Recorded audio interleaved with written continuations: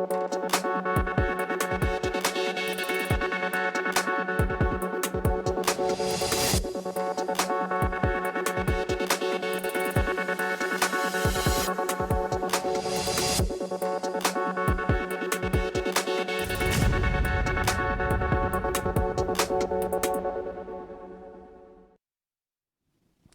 आप देख रहे हैं जन टीवी। मैं हूं आपके साथ अन्दाराम बिश्नोई। खबरों की शुरुआत करेंगे हेडलाइंस के साथ।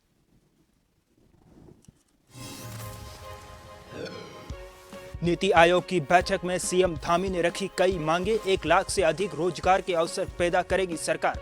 फ्लोटिंग आबादी की सुविधा के लिए वित्तीय सहयोग की भी की मांग। महाजन संपर्क अभियान की तैयारियों में जुटी प्रदेश बीजेपी। विपक्षी दलों में गए सदस्यों की भी बनाई जा रही लिस्ट। अध्यक्ष भट्ट बोले, जल्द कांग्रेस को लगेंगे बड़े झटके। पुरोला बाजार में दुकानदारों के प्रदर्शन की खबर वायरल। लव जिहाद की बात से एडीजी का इनकार। कहा, कार्रवाई की जा रही, लोग सुरक्षित।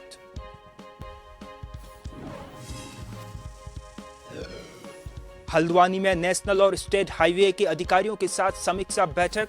5 सड़कों के मामले वन विभाग में भूमि हस्तांतरण को लेकर लंबित। कमिश्नर रावत ने दिए जल्द काम पूरे करने के निर्देश। प्रदर्शनकारी पहलवानों ने किसान नेताओं की समझाइश के बाद बदला फैसला। गंगा में मेडल बहाने पहुंचे थे हरिद्वार। अब मुजफ्फरनगर में होने वाली खाप पंचायत में बनेगी आगे की रणनीति। देहरादून में आज सचिवालय में कैबिनेट की अहम बैठक होनी है। सीएम धामी की अध्यक्षता में मंत्रिमंडल की यह बैठक होगी। कई महत्वपूर्ण प्रस्तावों पर मुहर लग सकती है। पूरी तरह से खराब वाहनों को बिक्री के लिए नीति का भी प्रस्ताव है। स्पेशलिस्ट डॉक्टरों का अलग से कैडर बनाने का भी प्रस्ताव है, इस पर मुहर लग सकती है। इलेक्ट्रॉनिक वेस्ट पॉलिसी में संशोधन का प्रस्ताव भी इस बैठक में रखा जा सकता है। उत्तराखंड ड्रोन पॉलिसी का प्रस्ताव भी शामिल है। मां लक्ष्मी किट योजना के विस्तार संबंधी प्रस्ताव भी शामिल है। राशन कार्ड धारकों को 50% सब्सिडी पर चीनी और नमक देने का भी प्रस्ताव इस बैठक में रखा जाएगा। और राजकीय अस्पतालों में एक समान पंजीकरण जांच दरें लागू करने का भी प्रस्ताव शामिल है। और बागेश्वर, चमोली और उत्तरकाशी में कैथ लैब स्थापित करने का भी प्रस्ताव रखा जाएगा। इसके साथ ही जून महीने से सचिवों के जिले के दौरे को लेकर भी चर्चा इस बैठक में की जा सकती है। अवैध अतिक्रमण पर अभियान की प्रगति रिपोर्ट भी इस बैठक में रखी जा सकती है। आज कैबिनेट की अहम बैठक है। इस बैठक पर कई प्रस्तावों पर चर्चा होगी। तो सीएम धामी की अध्यक्षता में मंत्रिमंडल की आज बैठक।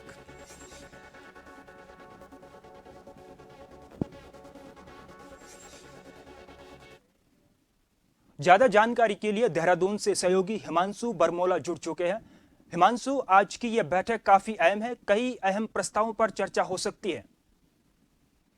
निश्चित रूप से आपको बताना चाहता हूं कि मुख्यमंत्री पुष्कर धामी की अध्यक्षता में मंत्रिमंडल की बैठक आहूत की गई थी, जो शुरू हो चुकी है। इस कैबिनेट बैठक में कई महत्वपूर्ण प्रस्तावों पर मुहर लग सकती है, जैसे स्क्रैप पॉलिसी की। तो यानी कि जो खराब वाहन है, सरकारी वाहन जो अब यूज में नहीं आ रहे हैं, तो उनकी बिक्री के लिए नीति का प्रस्ताव लाया जा सकता है। साथ ही साथ उत्तराखंड जो स्वास्थ्य विभाग में है, स्पेशलिस्ट डॉक्टरों का अलग से कैडर बनाने के प्रस्ताव पर भी मुहर लग सकती है, क्योंकि ये इस मई महीने की धामी सरकार की तीसरी कैबिनेट बैठक है। और इस बार जो कैबिनेट बैठक में इलेक्ट्रॉनिक वेस्ट पॉलिसी में संशोधन का प्रस्ताव है, चाहे ड्रोन पॉलिसी हो या महालक्ष्मी किट योजना के विस्तार संबंधी प्रस्ताव हो, राशन कार्ड धारकों को 50% सब्सिडी पर चीनी नमक देने का प्रस्ताव हो, या राजकीय अस्पतालों में एक समान पंजीकरण शुल्क की व्यवस्था हो, या जांच दरें लागू करने का प्रस्ताव, इन सभी महत्वपूर्ण जो प्रस्ताव है इन पर मुहर लग सकती है। साथ ही साथ बागेश्वर, चमोली और उत्तरकाशी में कैश लैब स्थापित करने के प्रस्ताव समेत कई अहम प्रस्तावों पर मुहर लगेगी। साथ ही साथ ये भी बता दें कि जो सीएम धामी ने एक अच्छी पहल की थी कि जो भी सचिव हो वो जिले में प्रवास करें। इसी के तहत आज धामी के निर्देश पर जो जून महीने में जिला सचिवों को जिला दौरा रहने वाला है, उस पर भी चर्चा की जा सकती है। और जो अवैध अतिक्रमण के खिलाफ जो सीएम पुष्कर सिंह धामी है उन्होंने एक पहल की थी, उसकी रिपोर्ट भी मंत्रिमंडल के समक्ष रखी जा सकती है, क्योंकि अवैध अतिक्रमण के मामले उत्तराखंड में लगातार बढ़ने को देखने को मिले हैं। साथ ही साथ उन पर कार्रवाई भी देखने को मिली है। और जो प्रधानमंत्री के जो 9 साल का कार्यकाल पूरा हुआ है, जो प्रधानमंत्री के कार्यकाल की जन कल्याणकारी योजना है उनको धरातल पर बेहतर ढंग से उतारने संबंधी जो तमाम जरूरी दिशा निर्देश सीएम धामी द्वारा आज दिए जा सकते हैं। जी बिल्कुल हिमांशु, ताजा अपडेट क्या है? क्या बैठक शुरू हो चुकी है? निश्चित रूप से बैठक शुरू हो चुकी है। इस बैठक में कई कैबिनेट के कई मंत्री मौजूद हैं और जहां तक अभी बात की जाए तो इसके बाद ब्रीफिंग भी होगी। कैबिनेट बैठक के बाद ब्रीफिंग की जाती है और उस ब्रीफिंग में और अच्छे से पता लग पाएगा कि क्या क्या प्रस्तावों पर मुहर लगी और किन बिंदुओं पर चर्चा भी, कितने मद कैबिनेट प्रस्ताव में आए थे और कितने मदों पर मुहर लगी है। जी बिल्कुल हिमांशु, मोदी सरकार के 2 साल भी पूरे हो चुके हैं और प्रधानमंत्री मोदी का उत्तराखंड दौरा भी होना है। क्या इसको लेकर भी कुछ चर्चाएं यहाँ पर हो सकती है?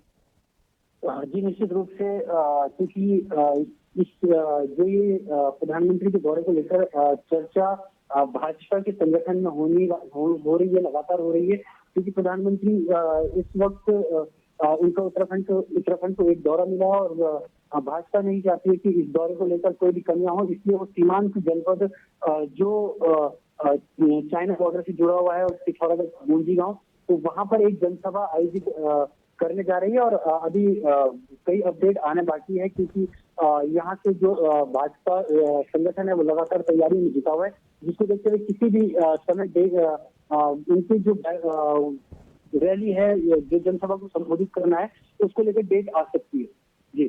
जी बिल्कुल हिमांशु, तमाम जानकारी के लिए आपका बहुत बहुत शुक्रिया।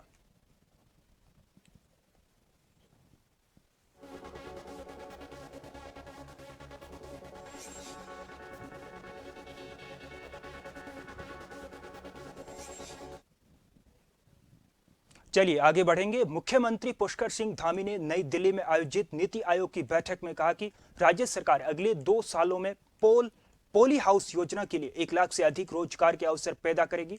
प्रधानमंत्री नरेंद्र मोदी की अध्यक्षता में यह बैठक हुई थी, जिसमें मुख्यमंत्री ने पर्यटन और तीर्थयात्री के रूप में आने वाली करीब 7 करोड़ फ्लोटिंग आबादी की सुविधा और संसाधन के लिए केंद्र से वित्तीय सहयोग की मांग की। उन्होंने एक बार पर्यावरणीय सेवाओं के लिए राज्य को ग्रीन बोनस देने की भी मांग उठाई है। मुख्यमंत्री ने समान भौगोलिक और सामाजिक परिस्थितियों वाले जम्मू कश्मीर और पूर्वोत्तर राज्यों की तर्ज पर उत्तराखंड को भी औद्योगिक प्रोत्साहन नीति का लाभ अगले 5 साल तक देने की मांग की।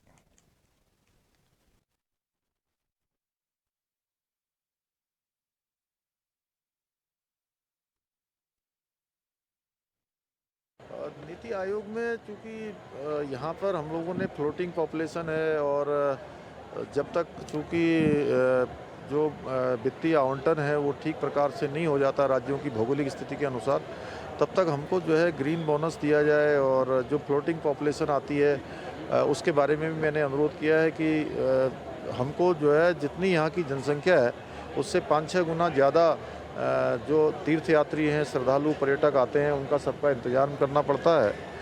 और साथ ही जो राज्य के अंदर औद्योगिक प्रोत्साहन योजना है, वो योजना चूँकि 2022 तक थी, 17 से शुरू हुई थी, उसके लिए भी मैंने अनुरोध किया है। और भी कई सारे मुद्दे। प्रधानमंत्री नरेंद्र मोदी के दौरे को लेकर सीमांत जनपद पिथौरागढ़ के दूरस्थ गांव गूंजी में तैयारियां तेज की जा रही हैं। वहीं सूबे के मुख्यमंत्री पुष्कर सिंह धामी ने कहा कि प्रधानमंत्री मोदी का इंतजार कीजिए। उत्तराखंड वासियों में टकटकी बनी हुई है। उन्होंने कहा कि जब भी पीएम कुछ न कुछ उपहार स्वरूप दे जाते हैं, हाल ही में राज्य को वंदे भारत एक्सप्रेस से नवाजा गया। उम्मीद है कि अब जब प्रधानमंत्री इस बार भी आएंगे तो कुछ सौगात उत्तराखंड को जरूर दे जाएंगे।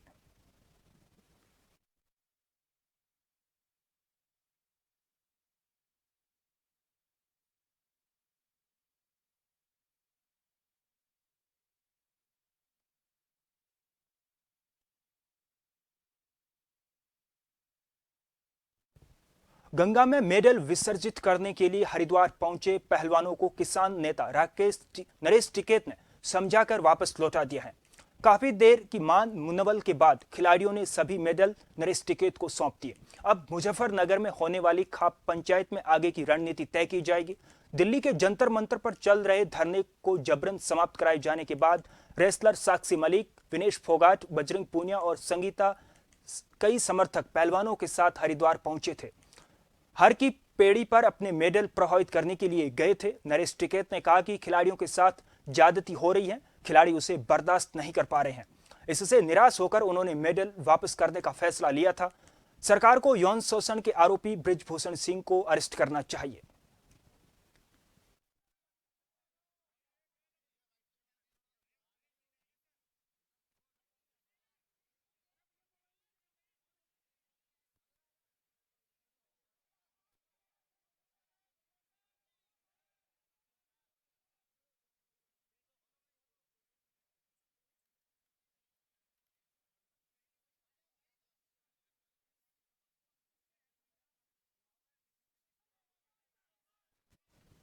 हल्द्वानी में कमिश्नर दीपक रावत ने राष्ट्रीय राजमार्ग और स्टेट राजमार्ग के अधिकारियों के साथ बैठक की। कुमाऊं मंडल में सड़कों की प्रगति को लेकर समीक्षा हुई। इस दौरान 5 सड़कों के मामले वन विभाग में भूमि हस्तांतरण को लेकर लंबित पाए गए। इसके अलावा काशीपुर और बागेश्वर में राष्ट्रीय राजमार्ग द्वारा किए जा रहे सड़कों के काम में भी देरी पाई गई। कुमाऊं कमिश्नर दीपक रावत ने राष्ट्रीय राजमार्ग और स्टेट राजमार्ग के अधिकारियों से जल्द सड़कों के कार्यों को पूरा करने के निर्देश दिए। कुमाऊं कमिश्नर ने बताया कि राष्ट्रीय राजमार्ग के अन्य प्रोजेक्ट में निर्माण कार्य में संतोषजनक रहा है और जल्द से जल्द पहाड़ और मैदानी इलाकों में बेहतर कनेक्टिविटी के प्रयास किए जा रहे हैं।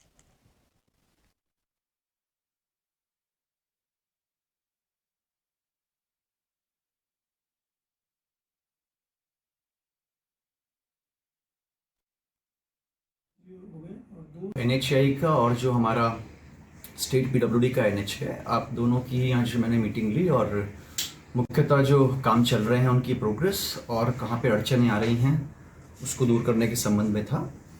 प्रोग्रेस इसकी मोरलेस सेटिस्फैक्ट्री है। केवल काशीपुर वाला ROB हमारा ज़्यादा डिले हो गया और लगता है इस साल के अंत तक ही उसका शेड्यूल अभी जो दिया गया है उसमें वो पूरा हो पाएगा। और पहाड़ों में जो काम चल रहे हैं हमारे, उसमें अल्मोड़ा में जो दनिया वाला स्ट्रेच है जी, उसमें प्रगति थोड़ा धीमी 50% है। तो वहाँ के DM साहब को भी कहा है इसको रेगुलरली वो मॉनिटर करें और कोई दिक्कतें अगर NH को आ रही हैं तो उसको भी दूर करें। कोटद्वार के एक किसान ने साधारण गेहूं की खेती के बजाय उससे हटकर खेती की और फिर इससे उस किसान की किस्मत ही बदल गई, क्योंकि उसको अपनी साधारण फसल की 3 गुनी ज्यादा कीमत मिल रही है। बता दें कि कोटद्वार क्षेत्र के भाबर इलाके के किसान कांता प्रसाद ने अपनी 10 बीघा जमीन में पहली बार काले गेहूं की फसल उगाकर एक्सपेरिमेंट किया और जब फसल आई तो उसके लिए खुशी का ठिकाना नहीं रहा, क्योंकि अब दूर दराज के राज्यों से काले गेहूं की खूब डिमांड आ रही है, जिसके लिए विधानसभा अध्यक्ष ने किसान कांता की खूब सराहना की और कहा कि कांता प्रसाद ने काले गेहूं की फसल उगाकर किसानों के लिए कुछ नया करने की प्रेरणा दी है।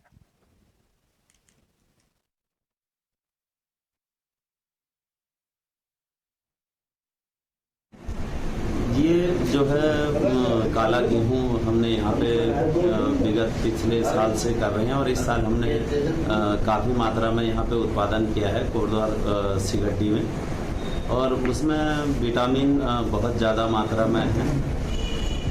तो यही कुछ है और उसका जो है उससे किसान की आर्थिकी भी ठीक होगी, क्योंकि उसका भाव कम से कम 6,000 से लेके 8-10 हज़ार रुपये कुंटल तक है उसका। तो यदि उसका प्रचार प्रसार होता है, लोग उसे जो लोग खाने में सक्षम है 6,000 रुपये कुंटल का, वो जो है अपने स्वास्थ्य को ध्यान में रखते हुए लेंगे। काले गेहूं यहाँ उगाए हैं और उस काले गेहूं का जो आजकल पूरे हिंदुस्तान में लोग कह रहे हैं सबसे बढ़िया आटा उसका है, ग्लूटेन फ्री आटा है, हेल्थ के लिए बहुत अच्छा आटा है, वो आज हमें कोटद्वार में दिख रहा है। एक एक्सपेरिमेंट किसान भाई ने किया था और मैं बहुत खुश हूँ कि कोटद्वार में इस तरह की चीज़ हो रही है। 6,000 रुपये क्विंटल तक उसकी प्राइसिंग हो रही है। ऑर्गेनिक खेती यहाँ पर हो रही है। काले चावल भी वो उगाने की बात कर रहा है, एक बार कर चुका है, दोबारा करेगा। तो मुझे बहुत ज़्यादा खुशी है। मैं कांता को बहुत बधाई भी देती हूँ और आशा करती हूँ कि उनसे प्रेरणा लेकर कोटद्वार के और लोग भी ट्रेडिशनल खेती से अब थोड़ा सा मॉडर्न खेती की तरफ, नई खेती की तरफ लोग बढ़ेंगे। रुकते हैं एक छोटे से ब्रेक के लिए, फौरन लौटेंगे।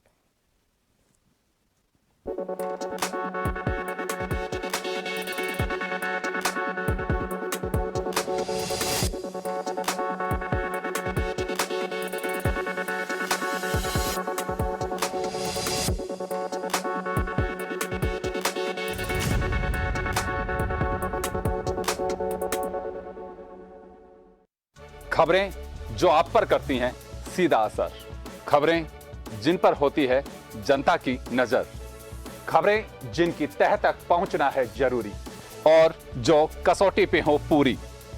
मुद्दा चाहे समाज से जुड़ा हो या फिर सियासत से, तभी वो बनती है खास खबर। खास खबर सोमवार से शुक्रवार शाम 6 बजे। खबर जो कभी बताती है सच तो कभी कराती है एहसास। खबर जो है कुछ खास। खबर ही तो है जो कभी बनती है राजनीति से तो कभी व्यापार से, कभी आती है खेल से तो कभी मनोरंजन से, कभी खुशी से तो कभी गम से। हाँ, खबर ही तो है। खबर थमती नहीं और ना ही थमेंगे हम, क्योंकि हम हैं जन टीवी, जन जन की आवाज।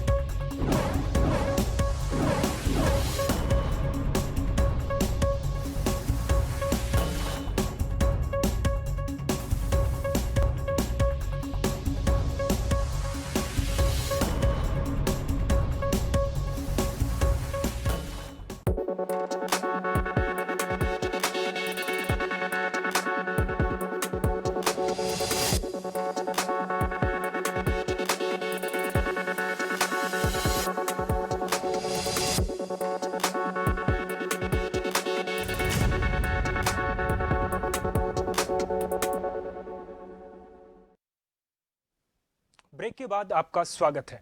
सोशल मीडिया पर उत्तरकाशी के पुरोला बाजार में स्थानीय दुकानदारों के विरोध प्रदर्शन की खबरें सामने आई हैं। उत्तर प्रदेश के विशेष समुदाय के 2 युवकों पर स्थानीय नाबालिग लड़की को बहला फुसलाकर भगा ले जाने का आरोप है, जिसके बाद स्थानीय दुकानदारों समेत नगर के सभी संगठनों ने बाहरी दुकानदारों के प्रति आक्रोश जताया। आक्रोश के चलते बाहरी 40 दुकानदार रातों रात पुरोला शहर को छोड़कर फरार हो गए। लव जिहाद की भी बात सामने आ रही है। हालांकि एडीजी ने इन सभी बातों से इनकार किया है और उन्होंने कहा कि जिस प्रकार की बातें की जा रही हैं ऐसा नहीं है। मुकदमा दर्ज करके कार्रवाई की जा रही है और वहां के लोग सुरक्षित हैं।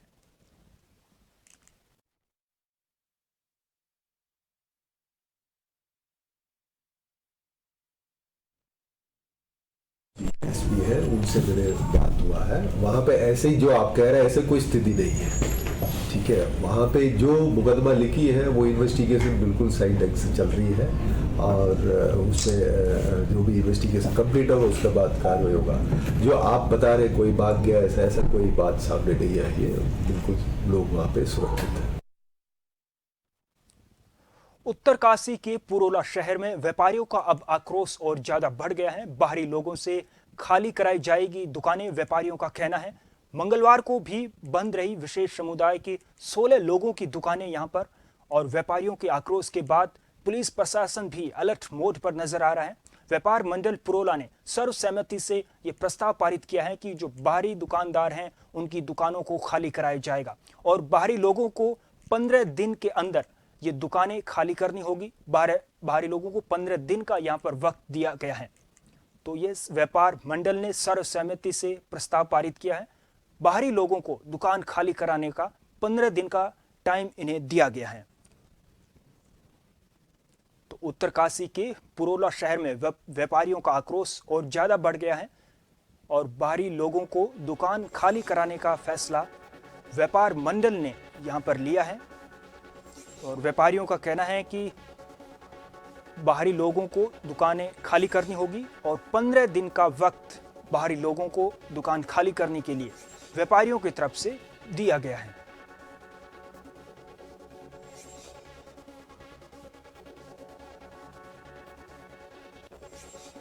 तो उत्तरकाशी के पुरोला शहर में ये मामला, व्यापारियों में आक्रोश बढ़ता जा रहा है।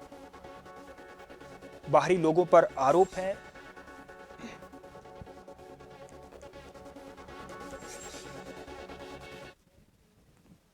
पिथौरागढ़ के बलुआ कोट क्षेत्र के पयापोड़ी गांव में आपसी विवाद में युवक ने अधेड़ की पत्थरों से कुचलकर हत्या कर दी। मौके पर पहुंची पुलिस ने हत्या के आरोपी युवक को अरेस्ट किया है। लोकेश्वर सिंह पुलिस अधीक्षक ने बताया कि मृतक को पोस्टमार्टम के लिए भेजा जा रहा है। मामला दर्ज कर पुलिस आगे की कार्रवाई में जुटी है।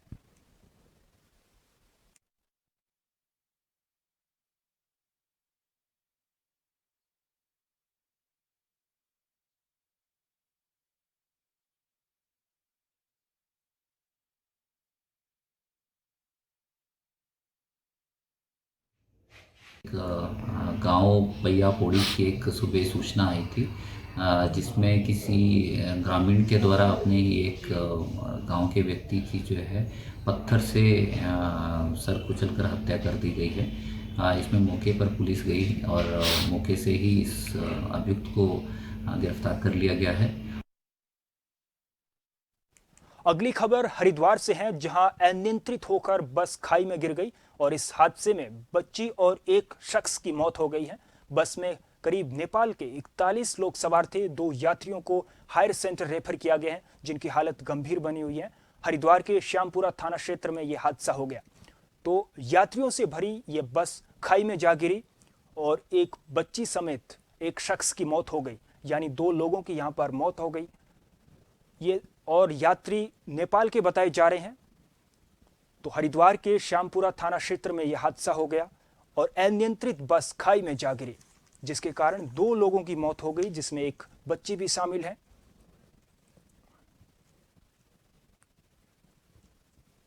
तो बस अपना नियंत्रण खो बैठी और खाई में जा गिरी। हादसे में एक बच्ची और एक शख्स की मौत हो गई। 2 गंभीर घायलों को हायर सेंटर रेफर किया गया है और बस में सवार नेपाल के रहने वाले बताए जा रहे हैं।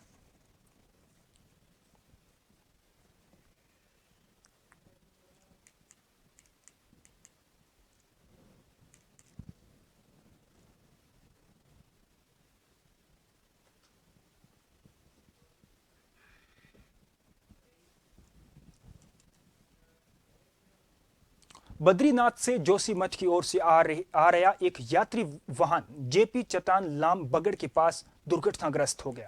सूचना पाते ही पुलिस बल घटनास्थल पर पहुंचा। टेम्पो ट्रेवलर अनियंत्रित होकर सड़क पर पलट गया था। पुलिस कर्मियों की ओर से यात्रियों का रेस्क्यू कर सभी यात्रियों को वाहन से बाहर निकाला गया। 3 लोग गंभीर तौर पर घायल हो गए और अन्य सभी यात्री सुरक्षित हैं।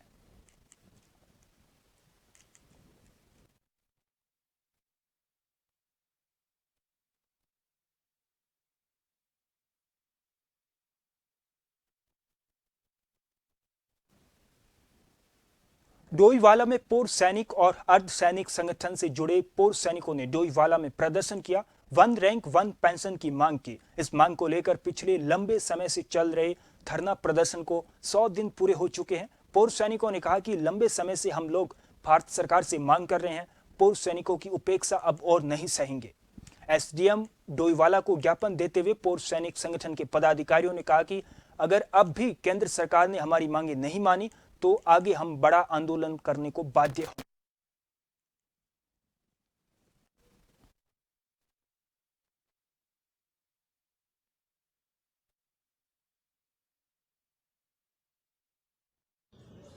सैनिक देश को बचाने की मांगे हैं। देश रहेगा तो हम भी रहेंगे। देश के साथ सैनिकों ने जो आज तक आहुतियाँ दी है उसमें जो है इन पूर्व सैनिकों का भी बहुत बड़ा रोल रहा है। हमारी जो विसंगतियाँ हैं जो ये आज से चल के नहीं आई, 71 वार से चल के आ रही है। इन विसंगतियों को दूर किया जाए, फैक्टर को जो है समानता लाई जाए, मिलिट्री सर्विस पे एकल की जाए, वीर नारी वीरांगनाओं को बराबर हक दिया जाए। हक की लड़ाई हक हकूक की लड़ाई है। हम अपने इन विसंगतियों के लिए सरकार से बार बार प्रार्थना कर रहे हैं कि महोदय हम हमारे राष्ट्रपति महोदय, प्रधानमंत्री महोदय और रक्षा मंत्री महोदय को अनुरोध करना चाहते हैं कि जो OROP 2 में बहुत बड़ी विसंगति कर दी गई, वैसे विसंगति तो आपकी 1971 से चल रही है। तब से चलते चलते सैनिक बेचारे सब चुपचाप सहते जा रहे थे। उसका जब इस OROP 2 में इतना बड़ा विसंगति हो गया है कि सबको रास्ते पे आना पड़ा है। हम तो सब प्रधानमंत्री महोदय से ये प्रार्थना करते हैं कि सैनिकों की इन प्रॉब्लमों को सुनी जाए। मंसूरी के लंढौर बाजार में लोग खुले में बहती सीवरेज और गंदगी से परेशान हैं। साउथ रोड पर जगह जगह बने सीवरेज मैनहोल क्षतिग्रस्त हो रखे हैं, जिस कारण सीवरेज व्यवस्था पूरी तरह से अव्यवस्थित हो गई है। लोग गंदगी और बदबू से परेशान हैं। कई लोग बीमारियों से जूझ रहे हैं, परंतु ना तो इस और प्रशासन और ना ही नगर पालिका प्रशासन ध्यान दे रहा है। इससे लोगों में नगर पालिका के खिलाफ भारी आक्रोश देखने को मिल रहा है।